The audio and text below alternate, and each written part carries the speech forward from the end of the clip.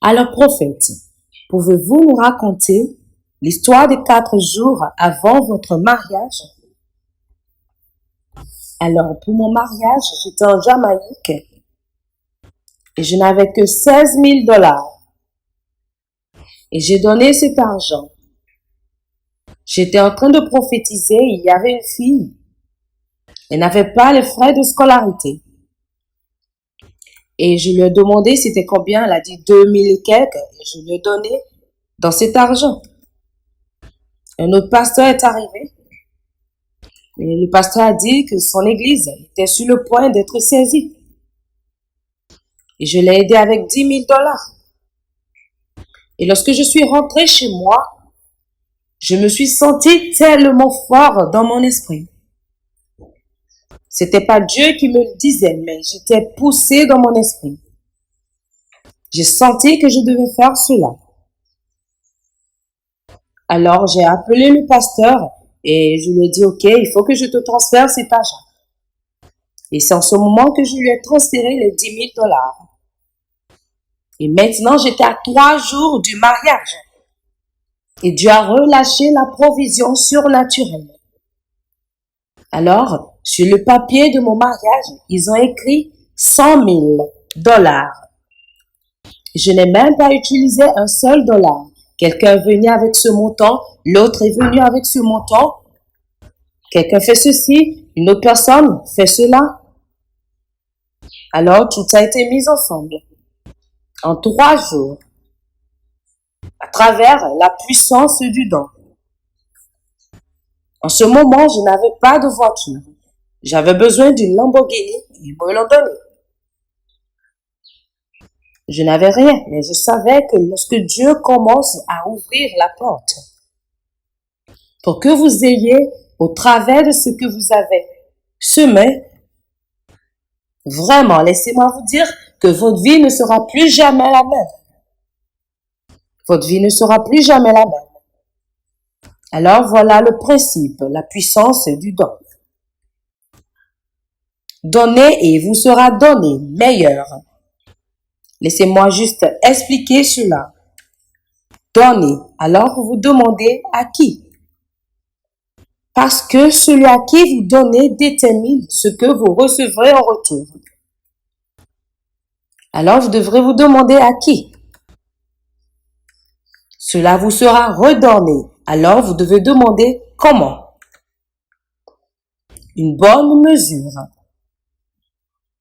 Vous devez demander une bonne mesure de quoi?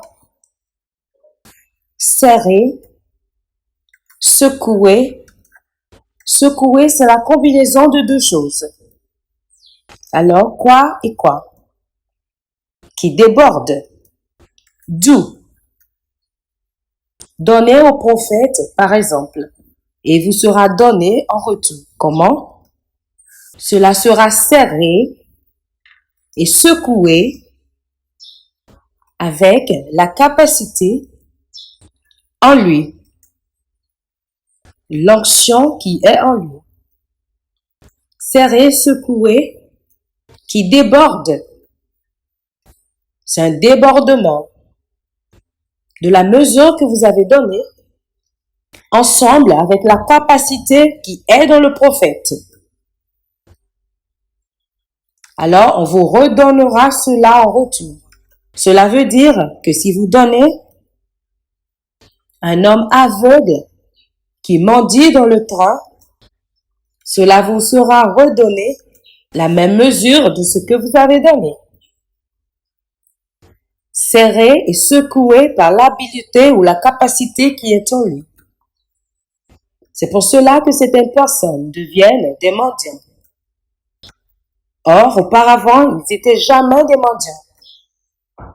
C'est pour cela, lorsque Jésus était assis, ils ont dit, c'est mieux qu'on vende cette huile et qu'on donne l'argent aux pauvres. Jésus a dit non. Les pauvres, vous les aurez toujours dans votre entourage et vous le donnerez parce que vous croyez que vous pouvez le donner.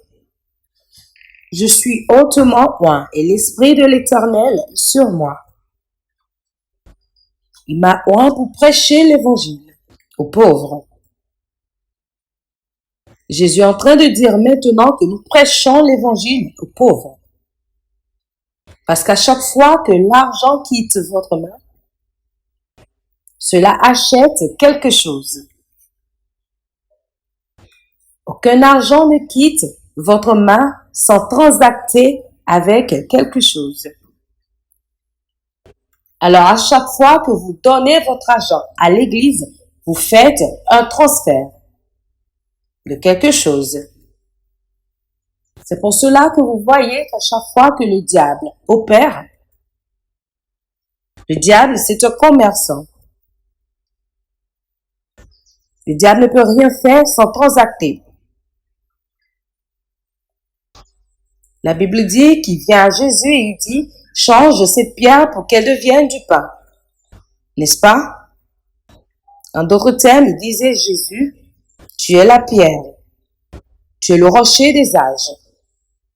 Donne-moi ta position et je te donnerai ma position, qui est temporaire. En plus de cela, il a dit, je te donnerai tous ces royaumes. Si tu peux juste te prosterner devant moi. Il disait, deviens mon fils et adore-moi. Et je transacterai en te donnant les royaumes en retour.